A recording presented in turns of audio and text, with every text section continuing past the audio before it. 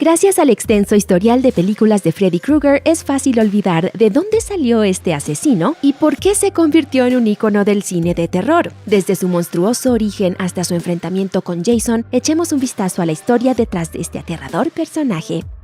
Las cosas nunca fueron fáciles para Frederick Charles Krueger. Como se relata en A Nightmare on Elm Street 3, Dream Warriors, su madre, Amanda Krueger, era más conocida por su seudónimo Hermana Mary Helena. It is an abomination to God and to man. Como monja, trabajó en la casa Hathaway, un manicomio para criminales trastornados. Unos días antes de la Navidad del 41, Amanda fue víctima de una confusión. Los guardias se fueron a casa para unas cortas vacaciones, dejando el lugar desatendido y a ella encerrada. Cuando la encontraron, había sufrido una serie de ataques horribles a manos de los internos y finalmente quedó embarazada. The bastard son of 100 maniacs. 9 meses más tarde nació Freddy y fue adoptado por un alcohólico abusivo conocido como el señor Underwood. Lo que vivió luego fue, como cualquiera esperaría, una pesadilla. Es comprensible que Freddy haya sido un niño con problemas. En la escuela fue acosado sin piedad y su padre adoptivo, quien siempre estaba borracho, parecía disfrutar golpeándolo constantemente.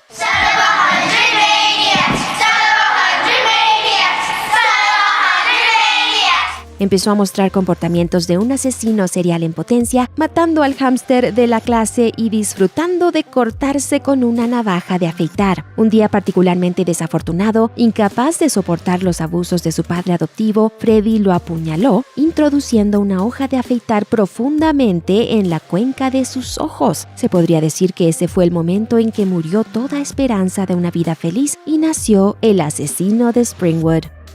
Lo ocurrido durante la vida de Freddy como joven adulto es muy confuso y no se sabe si alguna vez enfrentó consecuencias legales por matar a su padre adoptivo. Lo que sí se sabe es que a mediados de sus 20 años, Fred Krueger estaba formando una familia. Se había casado con una mujer llamada Loretta, quien dio a luz a su hija Catherine. Juntos vivieron lo que sería, al menos a simple vista, una simple y feliz vida familiar. Por otro lado, detrás de eso se escondía un oscuro secreto. Freddy, incapaz de detener su insaciable sed de sangre, había construido una habitación secreta en la casa. Dentro guardaba una serie de armas caseras, recortes de periódicos y recuerdos de su pasatiempo, el cual consistía en masacrar a los niños de Springwood, Ohio, bajo la identidad del misterioso asesino conocido como el acuchillador de Springwood. But I made them pay. I took all their children away from them. La vida hogareña de Krueger dio un giro cuando Loretta descubrió la macabra habitación de Freddy. Fue entonces cuando él asesinó a su esposa frente a su joven hija y luego fue arrestado por la muerte de numerosos niños de la zona y Catherine, bajo un nuevo nombre, fue llevada a un orfanato. El arresto y posterior juicio de Fred Krueger enfureció a la buena gente de Springwood. La evidencia que condenaba al acuchillador de Springwood era condenatoria y el plan era hacer justicia a las 2 docenas de niños que murieron por su mano. Desafortunadamente, gracias a una firma mal colocada y a un juez borracho, Krueger fue liberado a pesar de ser claramente culpable. Oh, the lawyers got fat and the judge got famous, but somebody forgot to sign the search warrant in the right place and Krueger was free just like that. Los padres de Springwood, por otro lado, no estaban muy dispuestos a seguir apelando. La gente del pueblo formó una turba de vigilantes, atrapando así a Fred y empapándolo en gasolina para prenderle fuego. Ahora no sabían que mientras que veían arder el edificio, Krueger conocería a los demonios del sueño. Estas entidades sobrenaturales le dieron a Krueger la oportunidad de seguir sus costumbres sádicas indefinidamente como su representante en este mundo. We know what you want.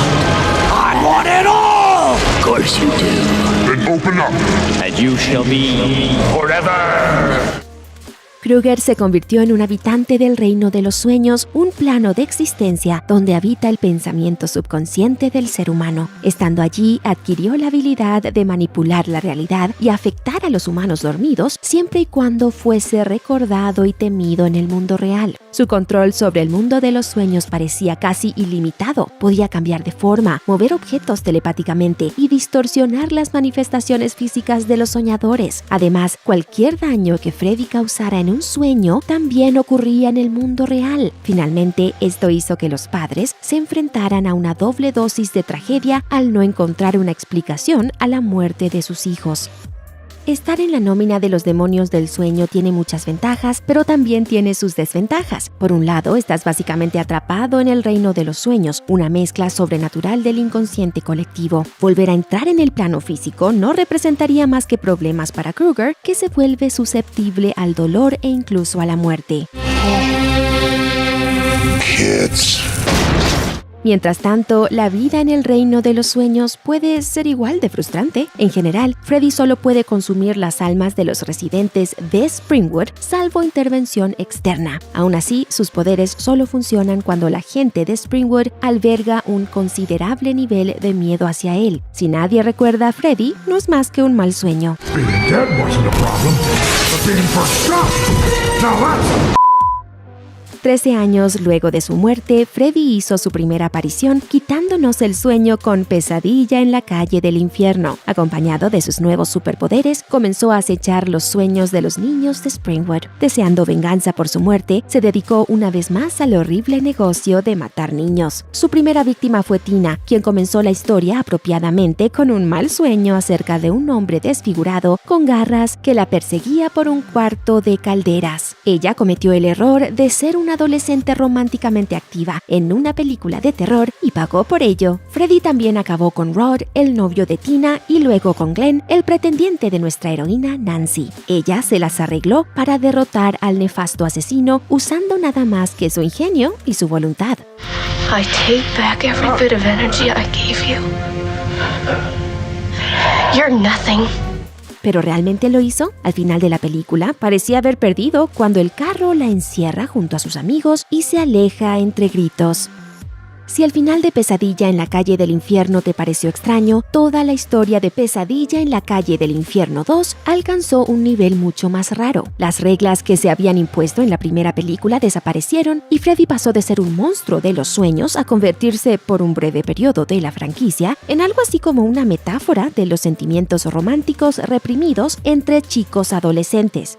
Something is trying to get inside my body. Yeah, and she's female and she's waiting for you in the cabana. And you want to sleep with me. El personaje principal, Jesse, era un adolescente que se mudó a la vieja casa de Nancy en la calle Elm. En lugar de acechar los sueños del chico, Kruger lo poseyó, apoderándose eventualmente de su cuerpo y manifestándose físicamente con la apariencia que todos conocemos. Al final, ganaron los buenos y Freddy fue enviado de vuelta al reino inconsciente. Es ciertamente un clásico de culto, pero no necesariamente uno bueno.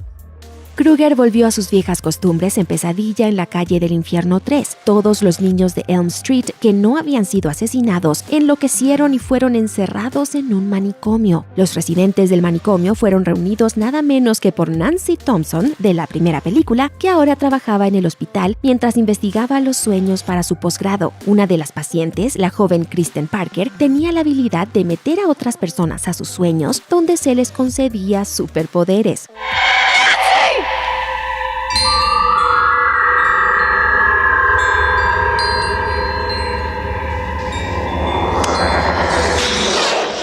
Al final, resultó que Freddy podría ser derrotado si sus huesos fuesen enterrados y santificados, lo cual fue algo que los buenos aprendieron del fantasma de su madre muerta. Freddy fue derrotado gracias a un entierro apresurado y nadie volvió a saber de él, excepto que sí volvió. Pesadilla en la calle del infierno 4 trajo de vuelta a Freddy, como suele ocurrir con las secuelas de esta franquicia. En esta película se recuperó a lo grande y, como si estuviera viviendo la fantasía de un villano de Scooby-Doo, acabó con todos los niños de la tercera entrega. Fue derrotado por Alice Johnson, una mesías de los sueños, denominada Maestra del Sueño, capaz de manipular los sueños buenos de la forma en que Freddy lo hacía con los malos. How do you handle your nightmares? My mom taught me when I was little. Did you ever hear of the Dream Master? Freddy confusamente renació del espíritu de su madre muerta en la quinta película, Pesadilla en la calle del infierno 5, ha nacido el hijo de Freddy. Luego intentó poseer al bebé no nato de Alice, pero terminó regresando a su forma de infante y fue reabsorbido por su madre fantasma, lo cual nos lleva a la muerte de Freddy, la pesadilla final. Ambientada años después de las anteriores películas, en un futuro al estilo de Biff Tannen, donde Freddy finalmente logra sus objetivos, la película se desarrolla en un Springwood carente de juventud gracias al maníaco de las cuchillas. Hacia el final, Freddy se reunió con su hija perdida desde hace tiempo, quien lo llevó al mundo físico y lo apuñaló, enviándolo al infierno de una vez por todas, o algo así. Hoy en día, cualquier personaje ficticio de marca es reiniciado y reimaginado al menos media docena de veces. Freddy Krueger se las arregló para adelantarse a la tendencia con La Última Noche. Lanzada en 1994, esta película planteaba que una encarnación del mal podría estar contenida dentro de la esencia de un personaje ficticio y que el concepto de Freddy Krueger se había convertido en el hogar de una de esas entidades. En la película, esta fuerza sobrenatural se liberó de los confines del mundo ficticio, causando estragos en la producción de una nueva pesadilla en la calle del infierno y atacando a las personas del mundo real involucradas en la creación de la saga. She's been held captive pretty much as Freddy in the Nightmare on Elm Street series, but now that the films have ended, the genie's out of the bottle.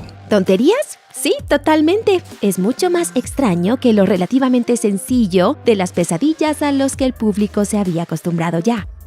Un monstruo es tan bueno como sus enfrentamientos y Freddy Krueger tiene un historial bastante extenso luchando contra otros fenómenos ficticios. El más famoso de ellos fue el de Freddy vs. Jason del 2003, que si bien contó con una crítica bastante dividida, fue un crossover muy esperado por todo el mundo. Si las cosas hubieran sido un poco diferentes, Freddy habría tenido una nueva pelea. Según los guionistas de Freddy vs. Jason, un final, el cual fue desechado por cuestiones de derechos, implicaba que ya estando en el infierno, Krueger y Jason fuesen objeto de burlas por parte de Pinhead de la saga Hellraiser. Por suerte, para quienes querían aún más peleas, unos años después se lanzó una secuela en formato de cómic que añadió algo único y espectacular: Bruce Campbell. La minisaga del 2007, Freddy vs. Jason vs. Ash, es difícil no amar. Luego de los exagerados 90s y los principios algo aburridos del 2000, vino la edad oscura de los reinicios, y en el 2010 llegó nada más y nada menos que una nueva versión de Pesadilla en la calle del infierno, volviendo a ese último par de años cuando los superhéroes no eran muy rentables y la nostalgia parecía ser todo lo que Hollywood producía. El reinicio de Pesadilla en la calle del infierno tenía todas las características de esos tiempos, con un fuerte filtro de colores, muy tensa y protagonizada por un actor principal que tal vez era demasiado bueno para ella. Parecía decirle al mundo: ¿qué pasaría si Freddy Krueger, normalmente la única persona en estas películas que parece estar pasándola bien, solo fuese raro y asqueroso y pareciera un ghoul de Fallout 3? How's this for a wet dream? Y el público respondió con un poderoso ¿a quién le importa? La película fue una decepción de taquilla y de alguna manera se las arregló para conseguir un puntaje más bajo en Rotten Tomatoes que Freddy vs. Jason. Los aspectos positivos incluían algunas secuencias de pesadilla realmente inquietantes. Los puntos más débiles de la película fueron casi todo lo demás. Mira uno de nuestros videos más recientes aquí. Además, más videos de Looper sobre tus películas favoritas vendrán muy pronto. Suscríbete a nuestro canal de YouTube y activa la campanita para que no te pierdas de nada.